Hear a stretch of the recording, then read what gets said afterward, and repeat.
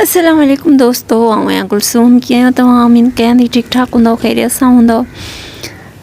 जिते रहो ख़ुशि रहो, आबाद रहो, आमीन सुम आमीन। त अॼु असांखे वञिणो आहे इफ़्तार पार्टी में, ऐं इन करे असां थोरो जल्दी जल्दी कमकार ख़तमु कयो ऐं सोचियोसीं त असां वेंदासीं। ऐं अॼु वञा थी पंहिंजे भाउ सां गॾु इफ़्तार पार्टी में, ऐं पार्टी कंहिंजी आहे उहा त तव्हांखे उते हली ख़बर पवंदी।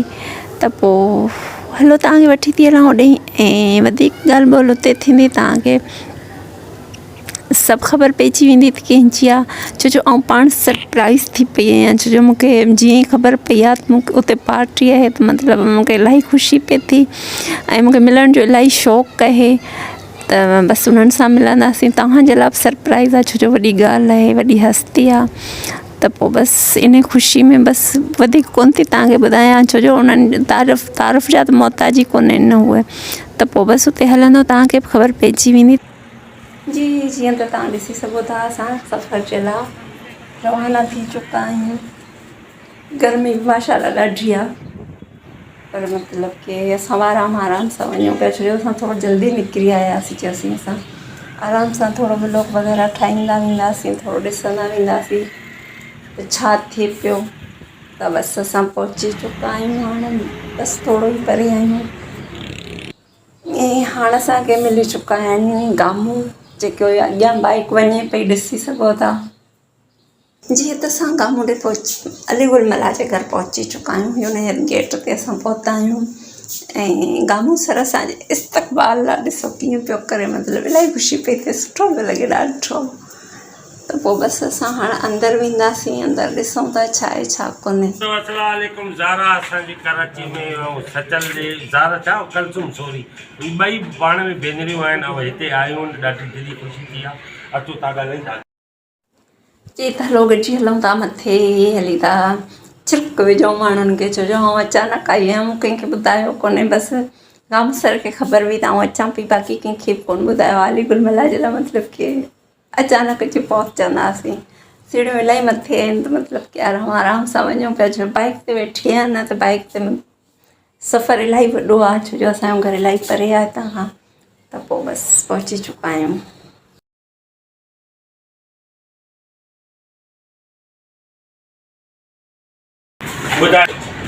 जीअं त असां पहुची चुका आहियूं, जीअं त मूं तव्हांखे ॿुधायो हो, त हाणे पहुची चुका आहियूं असां।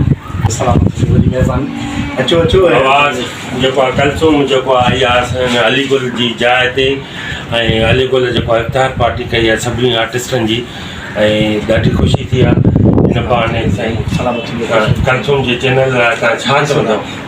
बहितरीनु ॻाल्हि आहे, सुठी ॻाल्हि आहे। उहे त माशाल्लाह पहिरियां बि कमु कंदा हुया, पर असल में इहो आहे जो हाणे चहिरो बि माशाल्लाह तव्हां ज़ाहिर कयो आहे, ताकी माण्हू खे ख़बर पए त बाबा जंहिंजा असां परस्तार आहे कहिड़ो। ज़ारा कलसूम चैनल हुयो त ईअं माना निकाब हुयुसि। असां चयोसीं बाबा निकाब लाइन थिए त माण्हू ॾिसनि त सही न, माई आहे मर्द आहे तूं केरु आहे। पोइ अंत खबर पई त बाबा वाकई ज़ारा कलसूम जो चैनल आहे। ऐं सो प्लीज़ दोस्तो, जेके बि मुंहिंजा भेनरियूं भाइर दोस्त जेके बि ॾिसनि था हिन चैनल खे, सो पोइ हिन चैनल खे लाइक बि कयो, सब्सक्राइब बि कयो, ऐं सुठा सुठा कमेंट्स ॾिजो। ऐं जेके बि अपडेट हूंदी उहा ज़ारा तव्हांखे जेको आहे न सॉरी कलसूम अलाए छो की ज़ारा यादि थी अचे, छा कयां ज़ारा सम्झे थी नी। अचो अचो।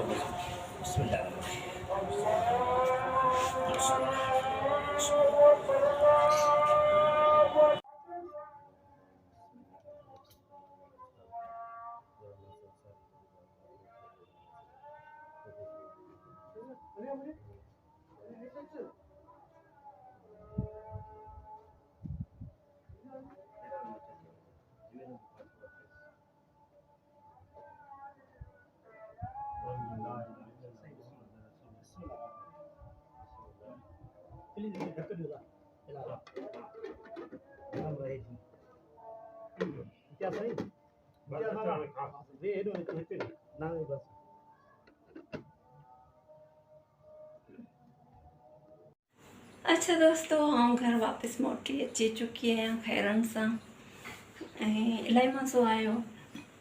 अलीगुल सां इफ़्तारी कई, गामू सोराब ऐं वाहिद रज़ा सां मिलियासीं। इलाही मज़ो आयो, इलाही ख़ुशी थी, इलाही इंजॉय कयोसीं।